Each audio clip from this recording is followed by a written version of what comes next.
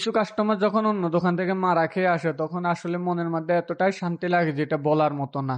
যেমন ধরেন এই কাস্টমারটার কথাই বলি, উনি 3 দিন 4 দিন আগে আমার কাছে এসেছিল একটা ডিসপ্লে চেঞ্জ করার জন্য।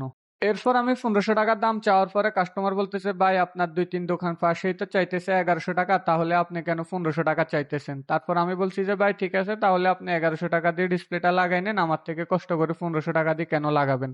তারপর উনি ওই দোকান থেকে 1100 টাকা দিয়ে ডিসপ্লেটা লাগাই নিচ্ছে। লাগাই নেওয়ার 3-4 দিন পরে আবার আমার কাছে আসছে যে ভাই এই যে দেখেন ফোনে উনি 1100 টাকা দিয়ে ডিসপ্লেটা লাগাই দিছিল, কিন্তু ডিসপ্লেটা ভালো পড়ে নাই। এখন ঠিকমতো টাচও কাজ করে না, ডিসপ্লেতে দাগও পড়ে গেছে, এখন কি করা যায় ভাই একটু দেখেন না। তারপর আমি বলছি যে ভাই এই ডিসপ্লে কিছুই করার নাই, এখন আবার আপনার ডিসপ্লে চেঞ্জ করতে হবে। তখন আমি আপনাকে বলছি 1500 টাকা, আপনি বলছেন 1100 টাকা। এখন বুঝতেছেন 1100 টাকার দামের ডিসপ্লেটা কিরকম হয়েছে আর 1500 টাকার দামের ডিসপ্লেটা কেমন হবে।